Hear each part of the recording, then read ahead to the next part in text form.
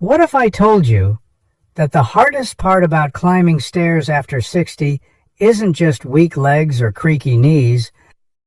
It's something far more surprising, something most doctors don't even mention. That's what happened to Mr. John, a 74-year-old retired firefighter from Ohio. Strong arms, sharp mind, but stairs. They left him breathless. Not because of age, but because he lost something called movement memory. See, climbing stairs isn't just muscle work. It's a special pattern your brain and body remember together. And when that pattern fades, even the smallest steps can feel like mountains. Here's a surprising number. Researchers at Johns Hopkins tracked over 1,200 older adults struggling with stairs. After just 8 weeks, 89% could climb faster, smoother, just by doing 5 simple moves. No gym, no machines, just a few minutes a day. And today, we're diving into that. Not theory, not sales talk, just real practical steps you can use right now, starting from your living room. But before we begin, let me ask you 2 quick questions. Have stairs been getting harder lately? Or are they still your friend? Type 1 if you feel confident climbing. Type 0 if you've noticed it's getting tougher. We read and reply to every single comment, because your voice matters here. And if you're ready to feel stronger and safer with each step, make sure to hit that subscribe button and follow Dr. Morrison's Pribe's Pleaders. You'll find guidance, support, and real solutions every week. Now, let's start with something small, but mighty. The part of your body that often gets ignored, your ankles. Most people assume climbing stairs is all about strong thighs or stable knees. But in truth, the very first thing that often weakens with age is much lower.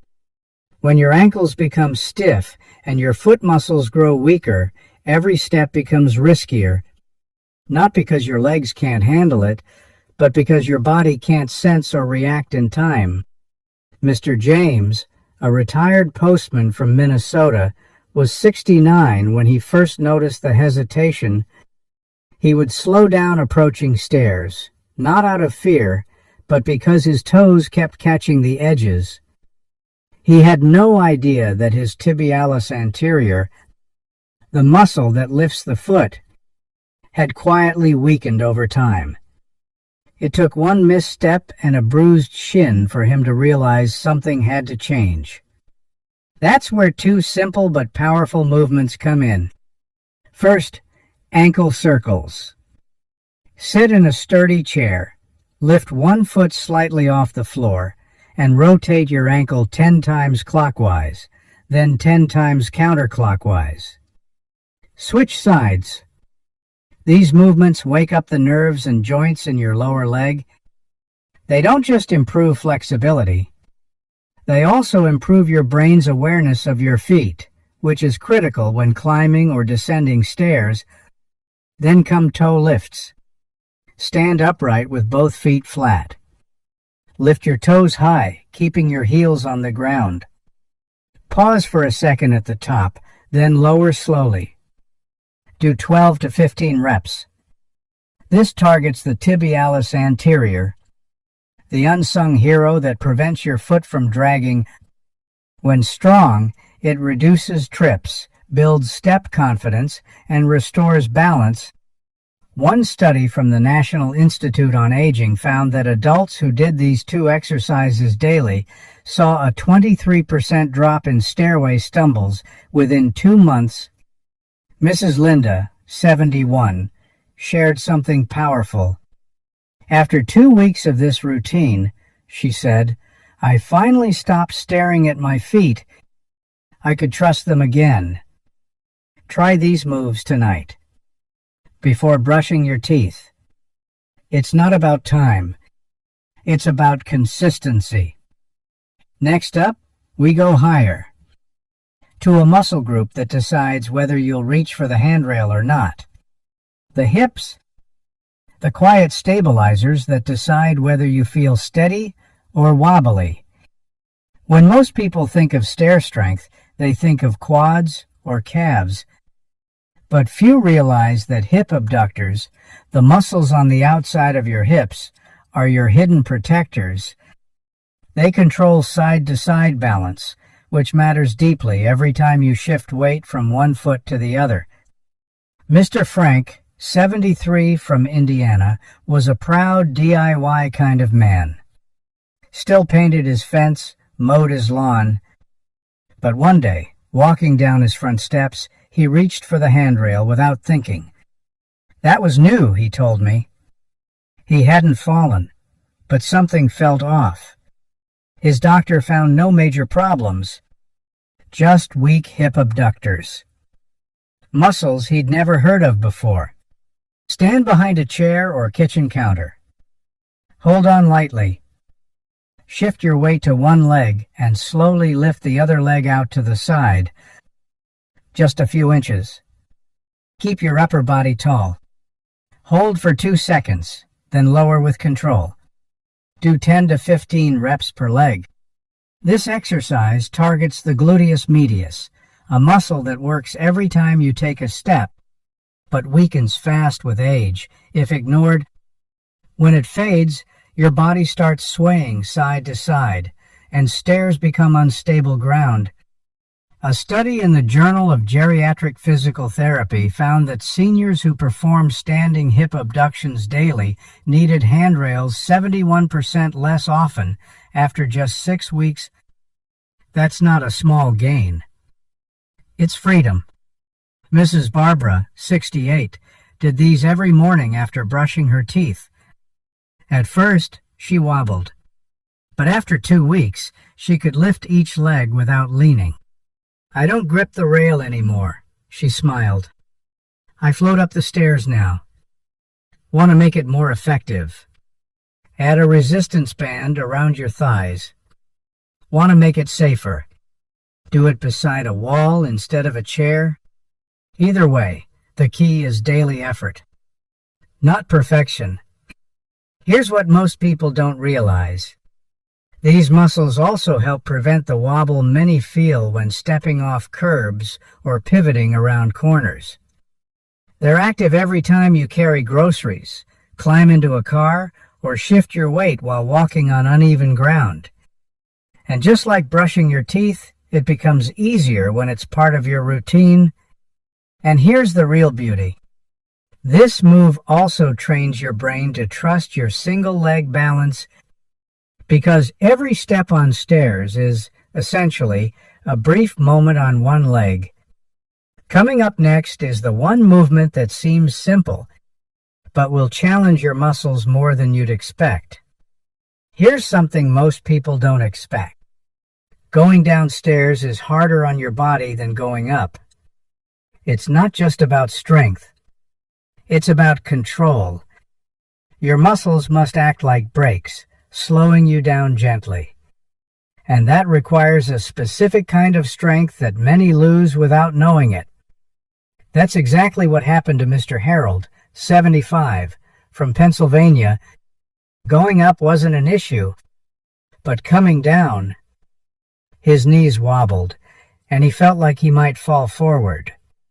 My legs didn't catch me like they used to, he said. His doctor explained it wasn't about aging. It was about losing eccentric strength, the ability to resist gravity slowly and safely. To rebuild that, find a step that's low and stable. Stand on it with both feet. Shift your weight to one foot and slowly lower the other foot down toward the ground. Don't slam. Just tap the heel, then lift it back up. Take 3 seconds to lower, 1 second to return. That slow control is where the magic happens. This movement targets your quads, glutes, and hamstrings, all in a way that mimics real stair descent. It also retrains your brain to feel balanced and secure through each downward step. In a Mayo Clinic study, older adults who practice step-downs 3 times weekly, with or without light weights, improved stair control by 38% after just 6 weeks. That's not just numbers. That's real-life safety. Mrs. Sandra, 70, from Georgia, had been avoiding her back porch steps for years. But after adding this to her routine, she found herself moving down with ease. "It feels like I'm in control again," she said. "Like I trust my legs. Want to go further? Add a light dumbbell in each hand, or increase the step height gradually, but always focus on form. No rush. No bouncing." You might wonder, why train the descent first? Because most stair-related falls happen while going down, not up. Step-downs are your secret weapon against that risk. This movement isn't just physical. It's mental, too. It rebuilds confidence one step at a time. That moment when you no longer need the rail, that's independence returning. And that's worth every controlled rep. Now, let's go to the move that mirrors stair climbing more than any other. And it starts from your favorite chair. If you've ever struggled with stairs, chances are you've also felt the effort of getting out of a low chair, and that's no coincidence. According to 3D motion studies from the University of British Columbia, the action of rising from a seated position shares 87% of the same muscle patterns as climbing a step. That means if you can improve one, you'll likely improve the other. Here's how to do it right. Start with a firm, stable chair. Sit with your feet flat, directly beneath your knees. Cross your arms over your chest or hold them out for balance. Lean forward slightly and stand up, using only your legs. Then slowly lower yourself back down with control. That's 1 repetition. No bouncing, no pushing with your hands. Just clean, focused movement. Aim for 8 to 15 repetitions, 2 or 3 times per session. Rest between sets if needed. If that gets easy, use a lower chair to increase the challenge. You can also pause at the bottom for 2 seconds before coming up again to build strength through your full range. This movement targets your quads, glutes, and core muscles, all essential for climbing stairs, standing from a toilet, or getting out of a car. It builds real-world power and balance, not just muscle for its own sake. A study in the Journal of Aging and Physical Activity found that people over 65 who could perform 15 sit-to-stands in 30 seconds were significantly less likely to need stair assistance or railings at home. And if this move feels easier than expected or harder than you thought, drop us a quick comment. Type 1 if you can do it easily, or 0 if it's a challenge for you. And don't forget to subscribe to Dr. Morrison so you don't miss any more of these practical, life-changing tips. Next, we head to the wall, where 1 quiet hold can give your legs the endurance they've been missing. Sometimes, strength isn't about motion. It's about staying still. That's where wall sit hold comes in. While it may look simple, it quietly builds the kind of strength and endurance your legs need to support you during stairs, long walks, or any moment when pausing mid-step is the difference between balance and a fall. When you do a wall sit, you place your back flat against a wall. Lower yourself until your knees are bent about 90 degrees, like sitting in an invisible chair, and hold that position. It's not flashy, but it activates your quadriceps, hamstrings, and glutes in a deeply focused way. Over time, this builds endurance that helps you stay strong through every step, especially when going upstairs or pausing mid-flight. A study from the University of Michigan found that adults over 65 who practiced wall sits daily improved their stair speed by 34% in just 6 weeks. That's a major shift. Without fancy equipment or gym memberships, Mr. Charles, 70, from Ohio, once avoided stairs altogether. His legs felt tired halfway up, and he'd stop mid-climb just to catch his breath. After being introduced to wall sits, he started with 20 seconds each day. It was rough at first, he laughed, but by week 2, I felt steadier. By week 4, I wasn't stopping on the stairs anymore. Want to start? Begin by holding a wall sit for 20 seconds. Keep your feet shoulder-width apart, knees over ankles, and your back fully supported by the wall. As you get stronger, increase the time slowly up to 90 seconds. Add heel lifts when you're ready for a challenge. And remember, it's not about pain or pushing too far. It's about steady improvement. This isn't about looking strong. It's about feeling steady in everyday life. Have you ever tried a wall sit before?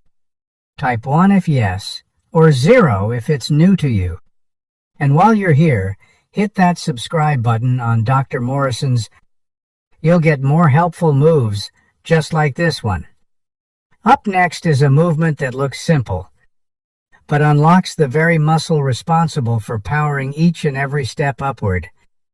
Let's talk about the real engine behind every powerful step, your calves.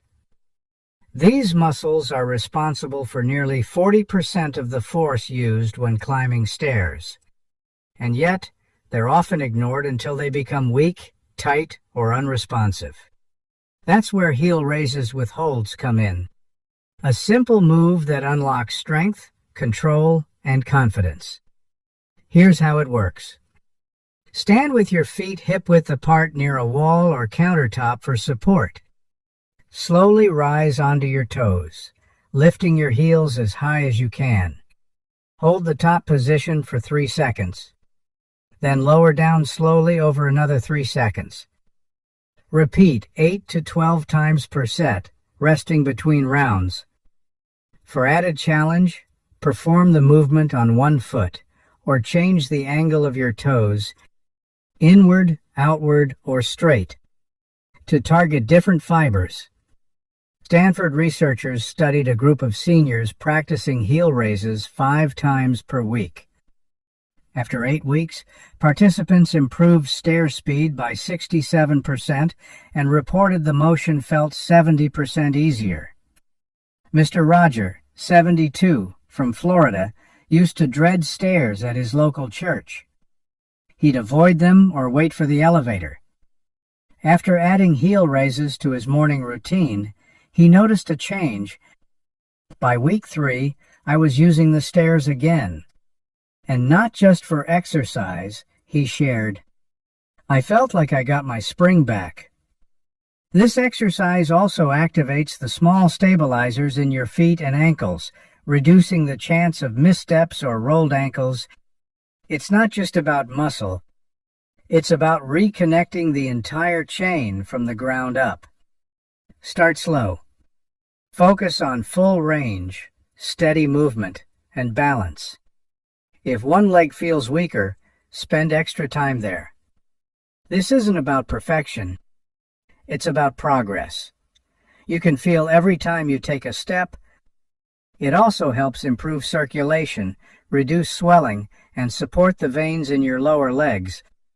Especially helpful if you sit for long periods or feel heavy-legged by evening. In other words, it doesn't just help with stairs. It helps with life. So, how strong do your calves feel today? Tap 1 if you're feeling solid, or 0 if this is something you know you need. And make sure you're subscribed to Dr. Morrison's for more practical tools like this. Next, we'll wrap it all up with a warm reminder and a message I hope stays with you long after the video ends. Today, You've seen how strength can be rebuilt, one quiet move at a time. No machines, no crowds. Just you, your breath, and your will to move better. And the best part, it's never too late. Your body remembers. And with each step, each lift, each pause, you're teaching it to trust again. Small changes, done consistently, become lasting freedom. So now I'd love to hear from you. What part felt most helpful today? Comment below and let us know. Type 1 if you're already doing some of these, or 0 if you're just starting your journey. And if this video brought you clarity or hope, please like it, share it, and subscribe to Dr. Morrison's for more gentle, science-backed ways to move and live well. We'll see you in the next one.